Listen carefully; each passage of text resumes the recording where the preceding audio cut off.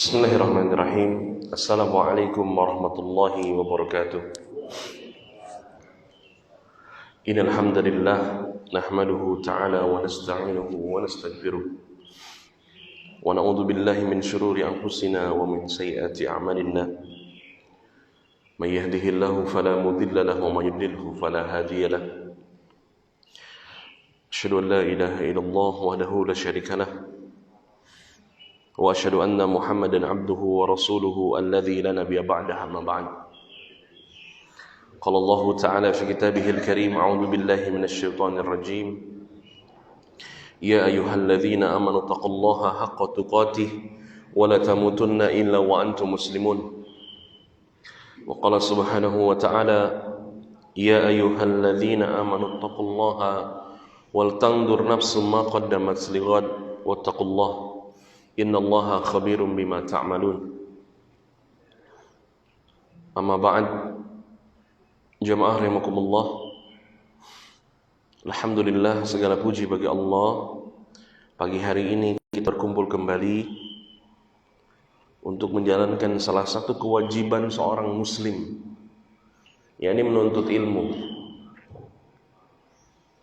Sehingga apa-apa yang kita dapat dari ilmu ini menjadi penguat kualitas amal soleh kita. Jadi tidak semata-mata ilmu dicari kecuali untuk meningkatkan kualitas amal. Karena amal tanpa ilmu bagaikan pohon tanpa buah. Dia rindang tapi manfaatnya sedikit. Dan ilmu bagi amal ini seperti penguat antara tulang dan sumsum. Tulang tanpa sumsum cuman jadi tulang kopong yang tidak lama akan menopang tubuh kita. Tapi ilmu ini menguatkan. Ilmu menguatkan seseorang dalam beramal soleh, sehingga dia yakin, tidak ada keraguan ketika mereka beramal, ketika dia beramal. Karena ilmu meyakinkannya. Seseorang bisa mengatakan bahwa motor kamu rusaknya karburator, karena mekaniknya punya ilmu. Tukang listrik bisa bilang, Pak ini sikringnya Pak, karena dia punya ilmu. Coba kalau nggak punya ilmu, mau diagnosa apa? Seorang dokter yang nggak punya ilmu bisa diagnosa apa? Bengkel yang nggak punya ilmu biasa diagnosa apa? Sehingga ilmu ini penting. Ilmu dunia saja begitu pentingnya, apalagi ilmu akhirat. Namun kadang-kadang jamaah rahimakumullah, karena kita sudah terlahir di bumi yang sudah Islam, rahim ibu yang sudah Muslim, jarang sekali orang Islam pengen belajar lagi Islam. Hatta di negeri-negeri Islam yang lain, karena sudah merasa cukup, sudah cukup tadi saya belajar Islam dari nenek moyang saya. Padahal Islam ini akan terus memperbaharui hidup, walaupun pembaharunya tidak berubah. Masalah yang datang ternyata sudah ada, solusinya juga sudah ada, karena agama kita ini agama sempurna. Sehingga mari sebagai seorang muslim wajib faridah ala kulli muslimin, ya, untuk menuntut ilmu.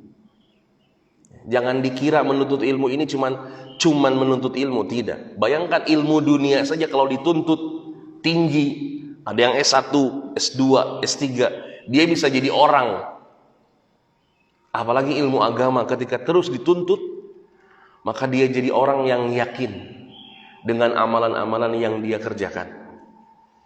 Jamaah rahimakumullah. Kemudian keutamaan menuntut ilmu selanjutnya adalah nama-nama kita disebutkan di sisi Allah tabaraka wa taala. Disebutkan di sisi makhluk-makhluk yang mulia di sisi Allah tabaraka wa taala. Kama qala Rasul sallallahu alaihi wasallam. Nama-nama kita disebutkan. Kemudian ikan-ikan di lautan bertasbih mendoakan kita. Malaikat turun, malaikat rahmat turun kepada orang-orang yang duduk di majelis ilmu. Kemudian yang paling penting kata Rasul sallallahu alaihi wasallam, menuntut ilmu adalah jalan yang paling mudah menuju surga Allah tabaraka wa taala. Man salaka tariqan yaltamizu fihi ilman, sahalallahu tariqan il jannah. Siapa yang dia berusaha untuk menuntut ilmu agama, maka Allah akan memudahkan dia untuk masuk surganya Allah tabaraka wa taala. Kok bisa kan? Orang masuk surga perlu ilmu. Sebagaimana kalau kita pengen ke Pangandaran, perlu ilmunya. Jalannya ke Tasik, ke Ciamis, ke Banjar, nyampe Pangandaran. Ke surga pun sama. Perlu ilmunya. Dan menuntut ilmu syar'i ini kewajiban dan memudahkan kita untuk masuk surganya Allah tabaraka wa taala. Naam jamaah rahimakumullah. Hari ini kita akan melanjutkan perjalanan pembahasan kita. Di bulan yang lalu kita membahas tentang bagaimana seseorang ini menuju akhirat Allah, dikumpulkan di padang mahsyar. Setelah kiamat terjadi, tiupan pertama menghancurkan, membinasakan seluruh makhluk Allah. Tiupan kedua membangkitkan. Dan yang kita tahu semua orang bangkit pada saat itu dengan keadaan yang berbeda-beda. Ada yang normal, ada yang bangkit dengan rusuk terjatuh. Tanu poligami adil tak itu tak. Ada yang dibangkitkan seperti orang gila, orang-orang pemakan riba. Dibangkitkan oleh Allah tabaraka wa taala orang-orang yang memakan riba seperti orang yang kesurupan. Kemudian setelah itu Allah berikan pedang, suruh perang sama Allah. Saking panasnya di sana, ada keadaan orang-orang yang tenggelam dengan keringatnya sampai ke mata kaki. Ada yang tenggelam dengan keringatnya sampai ke lutut, sampai ke dada. Ada yang tenggelam sampai ke kepala. Kita nggak bisa bayangkan hari ini, karena mataharinya masih jauh. Sedangkan matahari pada mahsyar berjarak 2 mil saja. Kemudian di akhir kisah pada saat itu saya sebutkan bahwa Nabi SAW meminta syafaatul kubra kepada Allah tabaraka wa taala untuk dilaksanakan al-hisab, yakni hari perhitungan. Dan hari ini kita akan bahas tentang al-hisab, yakni hari perhitungan. Jamaah rahimakumullah. Al-Imam Al-Muzani dalam kitabnya Syahrus Sunnah mengatakan, wa ba'dal bila mansuruna wa yaumal qiyamah ila rabbihim mahsyurun waladal ardi alaihi muhasabuna bihadratil mawazin. Setelah hancur manusia dibangkitkan pada hari kiamat, manusia dikumpulkan di hadapan Rabb-nya. Di masa penampakan amalan manusia dihisab dan akan dihadirkan timbangan-timbangan. Wa nashri suhub dawawin wa naswuhu fi yaumi kana miqdaruhu 50 alf sanah. Dan akan ditebarkan lembaran-lembaran catatan amal. Allah akan menghitung dengan teliti, sedangkan manusia melupakannya. Ahsahullahu wa nasuh. Allah ingat dan kita lupa. Jangankan begitu jemaah, jangankan catatan amal kita nih seumur hidup kita, yang kemarin 2 hari yang lalu kadang-kadang kita lupa kejadiannya apa sih. Nah Allah akan teliti pada hari itu seluruh catatan amal kita tanpa terkecuali. Dan terjadi hanya 1 hari perhitungan seluruh amal manusia. Ya, bahkan dalam hadis yang lain disebutkan seperti qailullah, seperti kadar tidur siang. Perhitungan hisab seluruh manusia dari awal Nabi Adam sampai manusia terakhir yang Allah hidupkan pada saat itu hanya kadar 1 hari saja. Namun kadar di dunianya khamsina alfa sana, 50.000 tahun. Kita ngantri jamaah. Kita ngantri dengan manusia lain cuma sehari. Namun kadar dunianya 50.000 tahun. Lau kana ghairallah al-hakim baina khalqihi lakinnahu Allahu yalil hukma bainahum bi'adlih. Kalau seandainya bukan Allah sebagai hakimnya, niscaya tidak akan bisa. Hari ini aja cuma 4 orang susahnya minta ampun kan? Ini Allah. Betapa banyak miliaran orang pada saat itu, dan semuanya diteliti dengan teliti. Semuanya disebutkan, semuanya ditampakkan kepada seluruh makhluk. Jadi bukan kita saja yang melihat, seluruh makhluk yang sedang ngantri melihat catatan amal kita. Dan Allah yang paling cepat penghitungannya. Sebagaimana Allah memulai penciptaan mereka, ada yang sengsara, ada yang bahagia. Pada hari itu mereka dikembalikan kepada asalnya, apakah mereka masuk surga atau masuk neraka. Kemudian Imam Al-Muzani mengatakan, di masa penampakan manusia dihisab, beberapa ayat menyebutkan, yauma idin tu'raduna la takhfa minkum khafiyah. Pada hari itu dihadapkan kepada Allah, tiada satupun keadaanmu yang tersembunyi bagi Allah. Jamaah rahimakumullah. Kata Nabi SAW, dosa itu adalah sesuatu yang kita benci, dan kita benci orang mengetahuinya. Ketika kita berdosa, kita ini tahu dosa itu benci, kita benci dosa. Dan kita membenci ketika dosa itu diketahui oleh orang lain. Pada saat itu, dosa-dosa kita ditampakkan di hadapan manusia. Betapa malunya kita. Dalam ayat yang lain, Allah mengatakan, yauma idzi yasdurun nasu ashtatan liyurau a'malahum. Faman ya'mal mithqala dzarratin khairan yarah, wa man ya'mal mithqala dzarratin syarran yarah. Pada hari itu manusia keluar dari kuburnya dalam keadaan bermacam-macam. Tidak sudah disebutkan oleh saya kemarin. Supaya diperlihatkan kepada mereka balasan pekerjaan mereka. Siapa yang mengerjakan kebaikan walaupun sekecil dzarrah, Allah akan membalasnya. Dan siapa melakukan keburukan walaupun sekecil dzarrah, Allah juga akan membalasnya. Tidak ada yang luput. Amalan sekecil apapun yang kita lakukan di dunia ini, Allah akan ganjar semuanya. Allah akan balas semuanya. Sehingga selain namanya yaumul hisab, kadang disebutkan dengan yaumul jaza, atau hari memberikan balasan. Jamaah rahimakumullah, hisab menurut kacamata akidah memiliki 2 pengertian.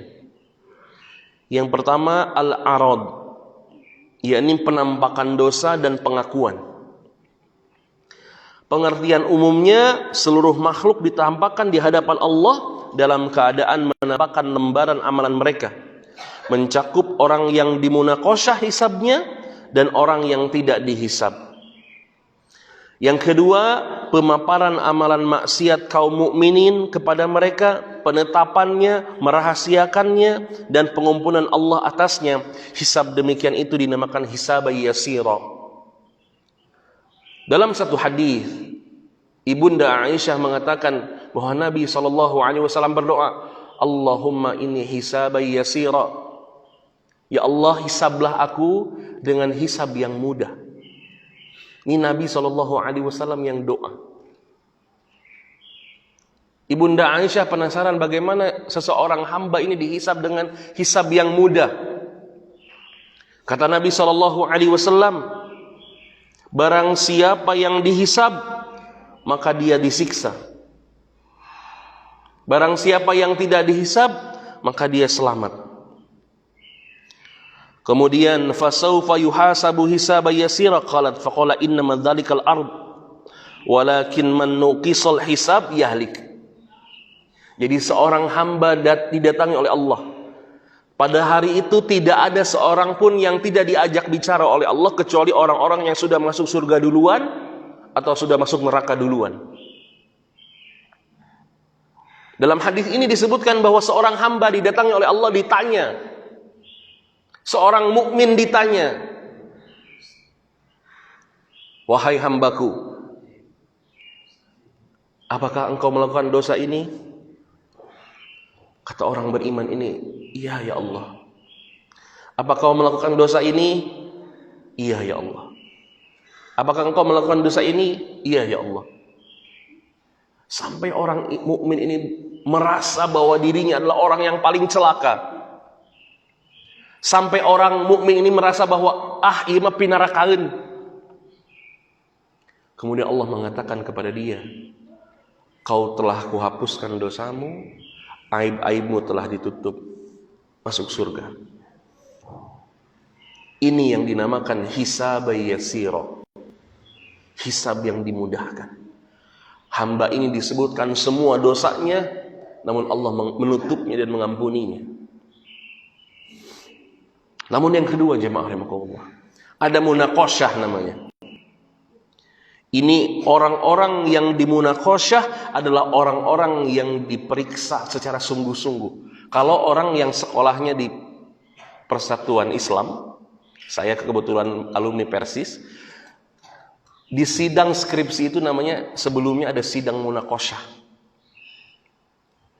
Sidang menyeluruh. Ya, sidang yang betul-betul sidangnya sungguh-sungguh, diteliti satu-satu, dan tegangnya luar biasa. Bagaimana nanti keadaan orang-orang di munaqasyah di hadapan Allah tabaraka wa taala. Dan ini adalah orang-orang yang kata Nabi SAW diazab. Orang-orang yang sempat masuk neraka dulu. Dan inilah yang dinamakan hisab, perhitungan antara kebaikan dan keburukan. Sehingga Nabi mengatakan, namun barang siapa yang munaqish, yang diteliti, yahlik, maka dia celaka. Jamaah rahimakumullah, tidak ada orang yang tahu siapa yang mendapatkan al-arad, siapa yang mendapatkan munaqasyah. Kita nggak pernah tahu kita di tempat yang mana. Kebaikan kita yang mana yang Allah terima, keburukan sudah jelas. Bagaimanapun kita ingin hisab yang mudah. Kemudian dihadirkan timbangan-timbangan pada saat itu. Wa nada'ul mawazin al-qista liyaumil qiyamah fala tudlamu nafsun syai'a wa in kana mithqala habbatin min khardalin ataina biha wa kafa bina hasib. Kami akan memasang timbangan yang tepat pada hari kiamat, maka tiadalah dirugikan seorang barang sedikit pun, dan jika amalan itu hanya seberat biji sawi pun pasti kami mendatangkan pahalanya, dan cukuplah kami sebagai pembuat perhitungan. Dalam ayat yang lain Allah mengatakan, fa amma man thaqulat mawazinu fahuwa fi 'aisyatir radiyah wa amma man khaffat mawazinu fa ummuhu hawiyah wa ma adraka ma hiya narun hamiyah. Adapun orang-orang yang berat timbangannya, maka dia berada dalam kehidupan yang memuaskan. Berat amalan baiknya. Dan barang orang-orang yang timbangan ringan, timbangan kebaikannya, maka tempat kembalinya adalah hawiyah. Hawiyah adalah salah satu neraka. Tahukah kamu apa neraka hawiyah itu? Api yang sangat panas. Jamaah rahimakumullah, seberapa siap kita menghadapi yaumul hisab? Seberapa siap kita mengarungi hisab Allah yang begitu panjang? Sedangkan pada saat itulah kita diadili untuk menuju peristirahatan kita yang kekal. Mau istirahat di tempat yang enak atau diistirahat di tempat yang panas. Disitulah ditentukan keadaan kita. Amal-amal kita ditimbang. Seluruh apa yang kita kerjakan di muka bumi ini ditimbang. Bagaimana kita bisa membayangkan ternyata ada orang-orang yang setelah mengerjakan amalannya di dunia, ternyata di akhirat dia nggak dapat apa-apa. Allah mengatakan, hal ataka hadithul ghasyiyah. Sudah sampai kepada engkau Muhammad kabar tentang hari kiamat? Wujuhu yawma idin khasiyah. Pada hari itu ada orang-orang yang bermuka masam. Ada orang-orang yang mukanya kecewa. Kenapa? Amilatun nasibah. Amalan selama di dunianya ditolak. Capek. Tiap hari dia bangun untuk beramal. Tiap harta yang dia keluarkan dikeluarkan untuk sedekah. Tapi ternyata amalannya sia-sia. Kebayang kita kerja nih, nyangkul, panas-panasan, sampai sawahnya panen. Di akhir kena badai, habis. Dapat capek nyangkul, panas-panasan, ternyata padinya nggak bisa dipanen. Gimana rasanya? Atau antum kerja di kantor 1 bulan full. Ternyata kata bosnya, hari ini kita bangkrut ya, kamu nggak digaji. Selesai. Wujuhu yawma idin khasi'ah amilatun nasibah. Amalannya semuanya ditolak oleh Allah Tabaraka wa Ta'ala, tidak tersisa. Siapa orang-orang ini? Orang-orang kafir dan orang-orang munafik. Yang mereka diteriaki di hari kiamat dengan mengatakan orang-orang itulah orang-orang yang mendustakan Allah. Diteriaki oleh orang-orang itu, orang selama di dunia mereka adalah orang-orang yang mendustakan engkau ya Rabb. Sehingga bagi Allah semua amalannya sia-sia. Kalau orang Sunda bilang capek gawe teka pakai. Capek. Umurnya 70 tahun, umurnya 60 tahun, umurnya 80 tahun. Ternyata amalannya ditolak. Tasla naron hamiyah. Kemudian dia dilemparkan ke neraka. Ya Rabb, saya beramal. Tapi ternyata ada akidah yang salah. Ada keyakinan yang salah yang membuat dia seluruh amalannya tertolak. Jamaah rahimakumullah. Namun ada orang-orang yang berbahagia. Wujuhu yawma idin na'imah. Lisa'yiha radiyah. Pada hari itu juga ada orang-orang yang berseri-seri. Setelah Allah berikan kitab dari sebelah kanan, dia berseri-seri. Karena apa? Amalnya diterima. Lisa'yiha radiyah. Amalannya diridhoi oleh Allah Tabaraka wa Ta'ala. Sehingga hari ini penentuannya jemaah. Mumpung kita masih hidup, pada hari itu penyesalan tidak akan berguna. Aduh, dulu kenapa saya nggak dengerin dulu ya ceramah-ceramah? Ya. Sampai dalam surat Al-Mulk Allah mengatakan lau kunna nasma'u au naqilu ma kunna fi ashabis sa'ir. Ini orang-orang yang menyesal di hari kiamat, orang-orang yang mereka amalannya tidak diterima oleh Allah, ditolak oleh Allah. Mereka mengatakan lau kunna nasma'u au naqilu. Kalaulah dulu saya mau mendengar ustadz-ustadz itu ngomong, para penceramah itu ngomong, Al-Quran saya baca, hadis-hadis saya baca, saya mau mendengar, saya mau berpikir, ma kunna fi ashabis sa'ir. Saya nggak akan di tempat neraka seperti ini. Sampai penjaga nerakanya mengatakan, apakah dulu nggak datang kepada kamu seorang pemberi peringatan? Sehingga seseorang ini nggak ada alasan, jemaah. Seseorang tidak akan ada alasan di hadapan Allah. Ya Allah, saya belum dapat ilmunya. Ya Allah, kenapa amalan saya ditolak ini? Karena saya nggak dapat ilmu, ya Allah. Saya nggak dapat keterangan, saya nggak ada yang ngasih tahu. Kata Allah, nggak mungkin. Rasulnya sudah diutus, Qurannya sudah sempurna. Nggak ada alasan bagi kita untuk mengelak di hadapan Allah Tabaraka wa Ta'ala. Sampai Al-Imam Asy-Syafi'i rahimahullah mengatakan, laula Allahu anzala suratil As. Kalau Allah cuma menurunkan surat Wal As. Ya, kalau Allah cuma menurunkan surat Wal Asri innal insana lafi khusr illa alladziina amanu wa 'amilus shalihat wa tawassaw bil haqqi wa tawassaw bis sabr. Lakafahna, cukup bagi Allah. Gak perlu 30 juz, 6.000 ayat, 114 surat, gak perlu. Cuman satu surat itu saja bagi Allah cukup untuk mendatangkan hujah di hadapan manusia bahwa manusia telah diberikan keterangan oleh Allah. Ternyata yang malas kita. Ustadz, masa dalam agama kita ini dibahas? Lah, ente kemana aja?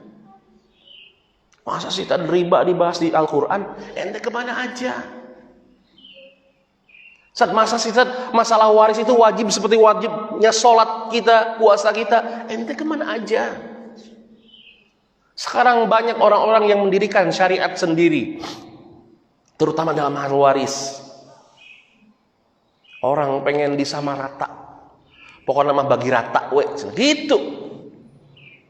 Padahal waris adalah tuntunan agama ini yang tidak ada dalam hadis. Tercantum dalam Al-Quran dengan sempurna. Si fulan bagian sekian, si fulan bagian sekian, si fulan bagian sekian. Tiba-tiba ada manusia biasa mengatakan, mau dibagi rata saja. Gak dibagi dulu warisnya. Kenapa? Bapaknya masih hidup. Bukan urusan bapaknya masih hidup atau ibunya masih hidup. Kalau ada yang mati, bagiin. Itu ada dalam Al-Quran. Ada.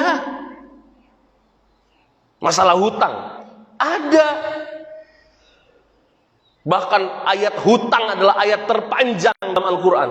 Kenapa? Manusia resepnya hutang. Resep kredit kok mau ibu-ibu. Non di kredit. Ada semua dalam Al-Quran. Hukum-hukum agama tuh ada. Kenapa kita nggak tahu? Karena kita sudah sombong, merasa cukup dengan ilmu yang ada. Cukup tadi beragama makieu teu kudu lebay. Lebay teh kumaha? Nggak usah berlebihan tad beragama. Kumaha berlebihan? Apa standar berlebihan Anda? Apa standar cukup Anda? Ya, semuanya ada standarnya, ada juklak juknisnya, termasuk beragama. Jamaah rahimakumullah. Semuanya akan dihisab. Tidak ada alasan manusia untuk berhujjah di hadapan Allah. Kalau hari ini ada banding di dunia, nanti saya banding ke Mahkamah Konstitusi, saya banding ke Mahkamah Agung. Di sana tidak ada Mahkamah Agung. Di sana tidak ada pengacara, di sana tidak ada mahkamah pembanding. Hukum pasti di sana. Pengadilan tertinggi, hakim teradil, al-hakim, dan manusia tidak bisa berhujjah. Sampai-sampai dalam surat Yasin Allah mengatakan mulut-mulut mereka dikunci, tangan dan kaki mereka yang akan berbicara. Gak usah ada saksi ahli di sana. Gak usah ada saksi kunci di sana. Saksinya adalah terdakwanya sendiri. Kita mau bisa apa di sana? Mau mengelak seperti apa? Ya. Sampai dalam keterangan para ulama, para nabi pun, para nabi, mereka ingin hisab yang mudah di hadapan Allah Tabaraka wa Ta'ala. Walaupun Nabi Ibrahim punya anak Ismail seorang nabi, Ishak seorang nabi, Pada hari itu, yauma idzi sya'nu yughni, semua orang sibuk dengan urusan mereka sendiri. Bagaimana hisab saya? Nabi Ibrahim punya anak 2 nabi. Ismail akan masing-masing, Ishak akan masing-masing. Kita siapa? Sehingga masih lalai di dunia. Ya, sholat kadang-kadang, puasa seenaknya, tahajud juga ya kalau punya masalah, sedekah kalau banyak duit. Kita belum berusaha untuk menghadapi hisab ini. Sampai Nabi SAW mengatakan, la tazulu qadamal abdi yaumal qiyamah, tidak akan bergeser kaki seorang hamba pada hari kiamat, hatta tus'alu an amri fima afnah wa an ilmi fima fa'al wa an malih min aina iktasabah wa fina anfaqah wa an jismi fima ablah.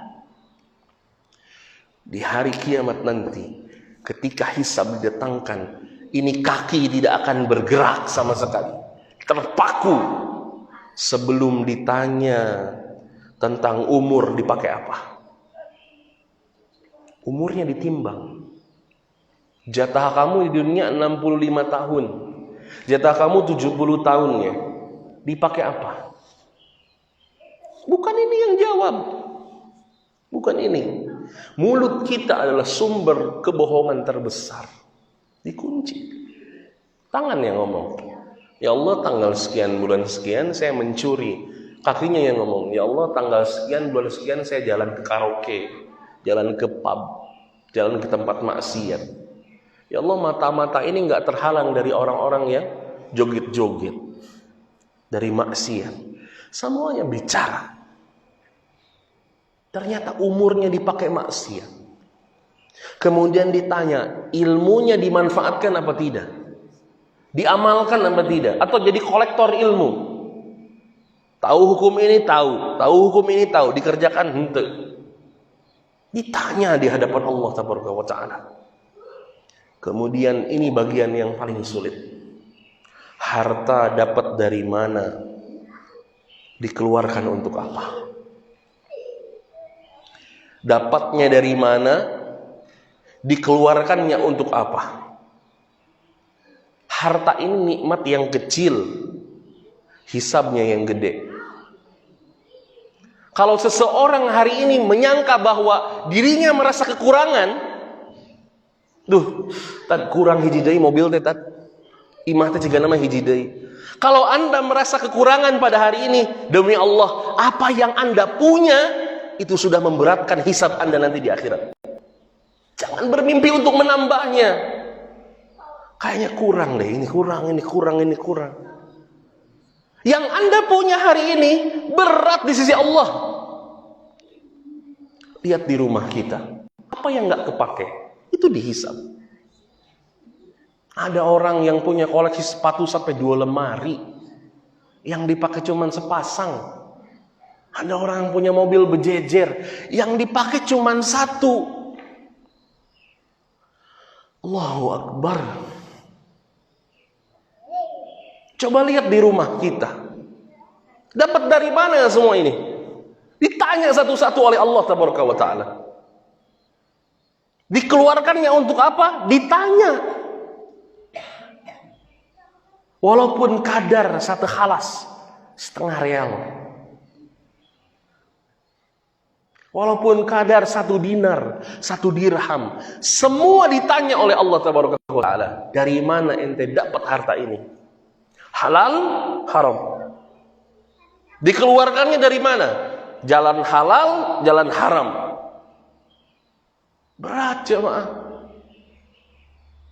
Ini harta kita yang kita cintai ini berat hitungannya di sisi Allah. Sedangkan orang yang paling lama hisabnya, yang paling lama, yang paling banyak hartanya. Yang paling lama hisabnya, yang paling banyak hartanya. Ada orang yang sering numpuk-numpuk harta kan? Wah, alhamdulillah tad, ente di Garut ada tangannya tad, Pangandaran ada tad, Tasik ada, Jawa ada. Allahu Akbar. Semuanya dihitung. dan panjang urusannya. Makanya orang yang paling cepat masuk surga orang yang miskin. Apa yang mau dia hisab? Gak punya apa-apa. Alhamdulillah Ustaz, saya rumah ngontrak. Saya gak punya rumah ngontrak punya orang lain, gak ada hisabnya. Kendaraan pakai ojek online tadi. Ini orang-orang kayak gini gak ada beban di akhirat. Walaupun di dunia ripuh kacirina, tapi dia di akhirat melenggang bebas. Atas nama saya cuma satu, diri saya Ustaz. Ya. Kemudian harta yang dikeluarkan untuk apa? Lihat bagaimana kita ya manusia. Manusia itu kikir.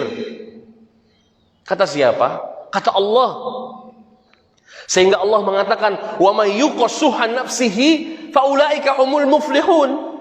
Barang siapa yang disucikan dari rasa kikir, maka dia adalah orang-orang yang beruntung. Jelema teh pedit. Pedit keur saha? Pedit keur fisabilillah. Tapi untuk dirinya, fancy. Apa? Mobil pengen yang baik. Sedekah seetik. Pedit. Bisa nggak dia sedekah sejumlah mobil yang dia beli? Hese. Ini bukti kita pelit. Ya, pengen handphone terbaik. Sedekah sehandphonean bisa tuh. Aduh, lebar. Beli handphone iPhone, saya sampai kaget ada handphone harganya 23 juta dibeli. 16 juta dibeli. Sedekah sakitu teu sabulan. Henteu. Ini bukti kita pelit. Makanya orang-orang yang sudah dibebaskan dari rasa pelit, para sahabat radhiyallahu taala anhum ajmain. Bahkan orang yang termiskinnya pun masih sedekah. Tahu jamaah ada sahabat yang tukang panggul di pasar. Jadi kalau ada yang beli kurma ke unta itu dia panggulin, masukin ke unta, masukin ke keranjang unta. Tukang panggul. Ketika perang Khandaq, Rasul sallallahu alaihi wasallam ngumpulin sahabat, siapa yang mau sedekah?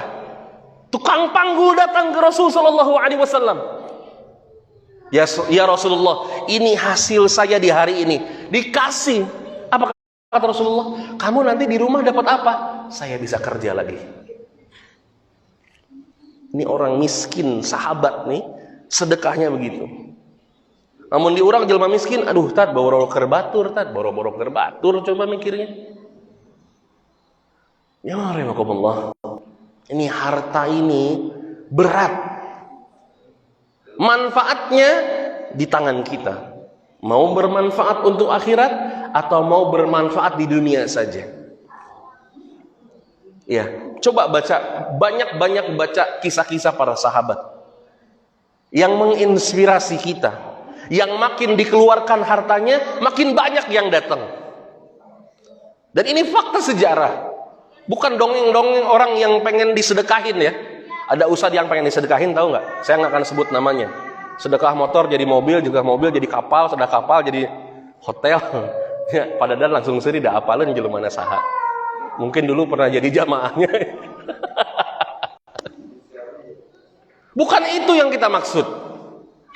Tapi lihat bagaimana para sahabat itu Allah tidak zolimi ketika dia mengeluarkan hartanya.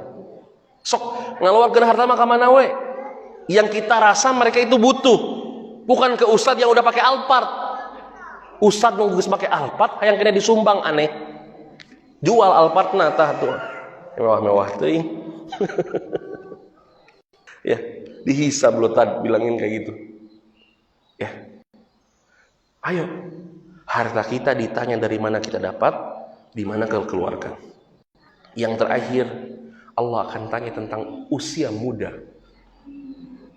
Tadi di awal umur udah ditanya, dan sekarang usia muda ditanya lagi. Iya. Usia primer dari mulai baligh sampai umur 40 tahun ditanya ngapain aja. Belajar agama? Mendalami ilmu agama? Henteu. Naon atuh ulin? Kumaha caritana nanti di hadapan Allah? Sedangkan ada seorang yang dinaungi oleh arsy Allah di yaumil qiyamah adalah orang-orang yang pemuda yang dari mula mudanya sampai dia tuanya dijaga fitrahnya oleh Allah tabaraka wa taala. Boro-borotan keur ngorama abdi kieu diruntut dosanya jemaah. Nanti di akhirat ditanya, di umur muda itu, di umur primer kita itu ditanya sama Allah, dia ngelakuin apa aja? Tenaga yang kau pakai itu dipakai apa aja? Maksiat? Hah? Jadi playboy? Apalagi? Makelar tanah? Ditanya masa mudanya. Sehingga jemaah rahimakumullah, yang masih muda-muda nih, muda itu umur 40 tahun sampai 15 tahun. 40 tahun kaluhur geus ajus, udah tua. Ya, udah mulai hidupnya tuh mulai geus kudu berbenah. Lamun 40 kaluhur can berbenah keneh, wah ya kabayang. 40 tahun ke atas itu sudah mulai starting bagaimana hidup untuk akhirat. Lamun eta ge aya umur keneh yang 15 sampai 40 tahun, dari akhil baligh sampai umur 40 tahun, ayo isi dengan kebaikan.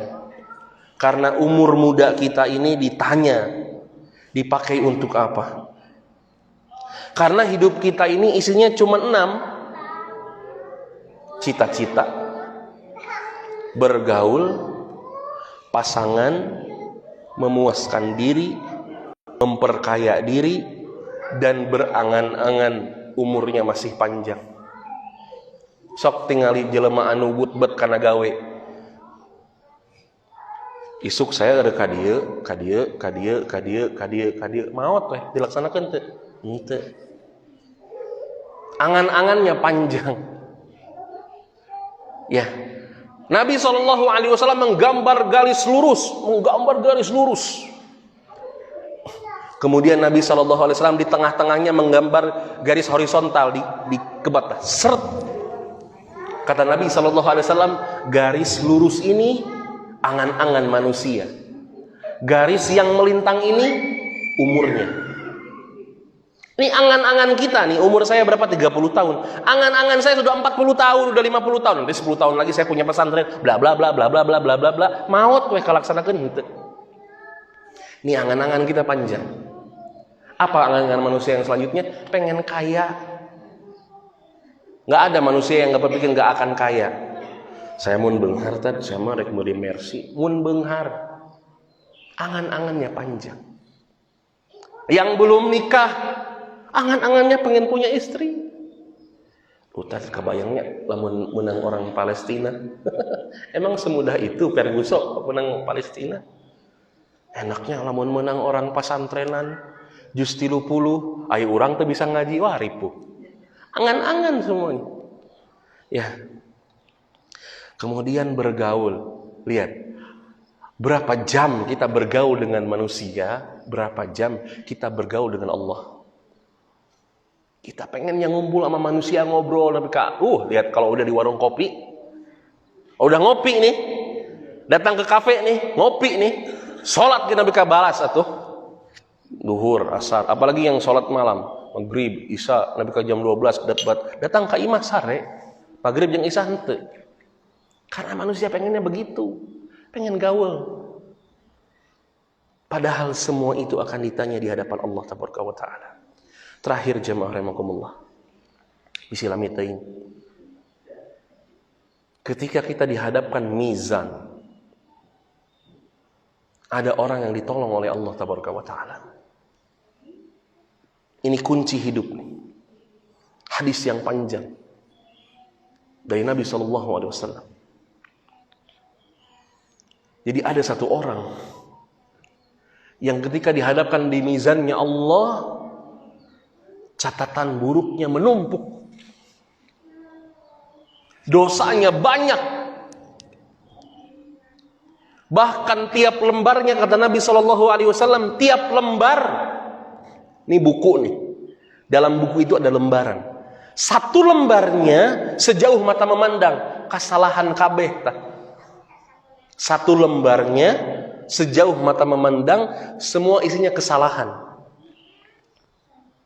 Ditempatkan oleh Allah di timbangan keburukan. Kemudian dia mengeluarkan satu catatan amal. Satu catatan amal. Kemudian dia keluarkan, kemudian dia timbang di sisi kebaikan. Maka timbangan kebaikannya lebih berat. Apa ini? Namanya kartu la ilaha illallah. Kartu la ilaha illallah ini melebihi berat dari dosa-dosa yang kita pikul. Apa Ustaz maksudnya? Orang-orang yang menjaga kemurnian tauhid selama hidupnya. Orang-orang yang tidak pernah melakukan kesyirikan selama hidupnya. Inilah orang-orang yang la ilaha illallahnya lebih berat dibandingkan amal buruknya karena dia mendapatkan syafaat. Kalau pengen dapat syafaat la ilaha illallah, selama kita di dunia ini, jangan pernah berbuat syirik sekecil apapun. Walaupun itu syirik kecil. Sekali lagi nih, kalau kita pengen selamat, tan, da abi dosa tuh, aduh ya Allah, tong ditanya tuh dosa pisan banyak. Tapi selama hidup saya nggak pernah berbuat syirik. Itu menjadi kunci kita nanti di yaumil akhir. Orang yang sudah berbuat syirik berat dapat hisabnya. Makanya mumpung masih hidup, anu sok keneh pananyaan, datang ke Mbah, datang ke laut. Kurang sebutkeun we laut nanu di Tasik teh. Sepatuja. Datang ke kuburan-kuburan, minta berkah, ke Banten, ke Demak, ke Cirebon, berhenti. Itu semua kesyirikan. Bisa yang jelas memang ke orang bahas kitabna aya. Minta ke kubur, minta penunggu laut, minta ke makam keramat, minta ke makam wali. Itu semua kesyirikan, bukan ibadah. Alasanmu apa? Takorub, bukan takorub. Alasanmu apa? Minta syafaat. Orang yang diberi syafaat adalah orang-orang yang menjaga tauhid, bukan melakukan kesyirikan. Yang masih punya jimat buang. Abi mah teu pede tah lamun teu make bebeuri ieu teh. Abi mah teu pede mun teu make cincin ieu teh. Di bumi abi masih kena aya keris, pedang. Ingat tuh nenek saya punya pedang dulu. Mesti pegatkeun kan Bang. Hilangkan tuh jimat-jimat. Hilangkan ustad-ustad yang dukun-dukun yang berkedok ustad. Tendang dari kehidupan kita. Lamun aya ustad datang ka imah nyebutkeun, "Pak Haji, ieu teh di bumi teh aya jurigan." Tah eta si ustad teh jurig berarti. Bener. Pak Haji, mun tidur taran minyaknya cenah. Tadi na luhur lomari teh aya ieu ditantang. Nah, segera buang ustad yang seperti itu. Atau ustadznya ngajarin amalan-amalan. Mun hoyong beunghar maca surat Waqiah 2 kali balikan. Padahal surat Al-Waqiah isinya tentang kiamat. Coba terus tengarti. Lamun hayang beunghar, cok bahasanya lamun hayang beunghar. Dan lamun hayang asup surga. Sudah jauhin guru-guru seperti itu. Cari guru-guru yang ilmiah, benar-benar ngedatangin dalil. Benar-benar pengen kita selamat akhirat kita. Namun ayah guru untung dunia we nu dicaritakeun teh. Hayang ganti mobil we caritana teh. Guru-guru masih melihat dunia gitu loh. Ayo, sekarang kita harus berpikir bagaimana kita selamat hisab. Dan cara yang paling mudah adalah bertauhid kepada Allah. Sok murnikeun ibadah teh ke Allah hungkul. Jangan cari ilah-ilah yang lain. Sebagaimana Allah mengatakan, kalau ada manusia mencari perlindungan, mencari manfaat kepada selain Allah, maka bagaikan mencari perlindungan di bawah sarang lebah atau sarang laba-laba. Sarang laba-laba dikieun ge ruksak. maka tidak ada manfaatnya nanti di akhirat pelindung-pelindung mereka itu. Jamaah rahimakumullah, ingat, yaumul hisab ini pasti datang. Sehingga Umar bin Khattab mengatakan, hasibu anfusakum qabla an tuhasabu. Ini Umar bin Khattab dijamin surga.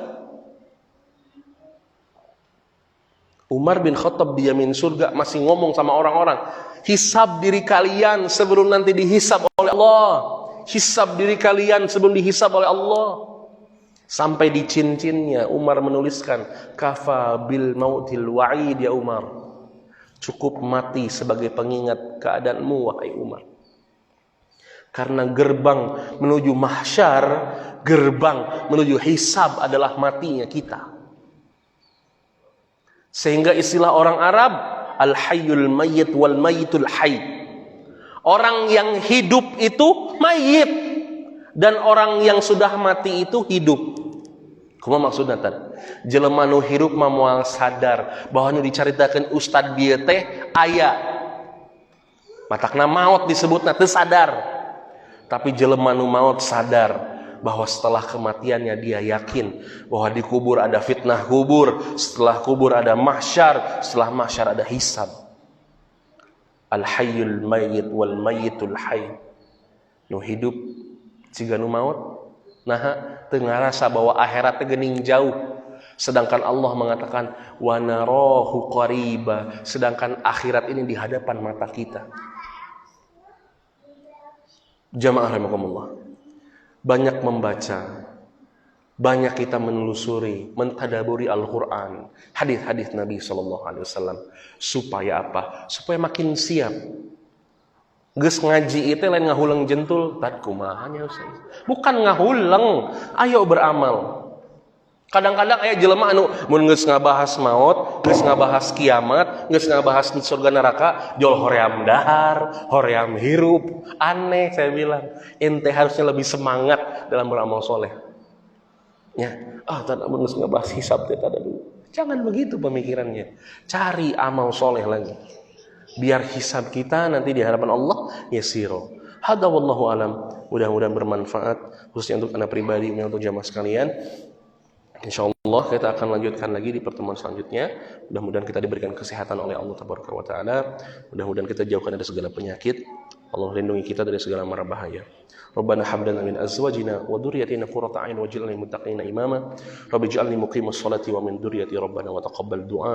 Rabbana dhalamna anfusana wa illam taghfir lana wa tarhamna lanakunanna minal khasirin. Rabbana atina fid dunya hasanah wa fil akhirati hasanah wa qina adzabannar. Subhana rabbikal izzati amma yasifun. Wassalamun ala mursalin walhamdulillahi alamin. Kita tutup dengan doa kafaratul majelis. Subhanakallahumma wa bihamdika asyhadu an la ilaha illa anta astaghfiruka wa atubu ilaik. Assalamualaikum warahmatullahi wabarakatuh.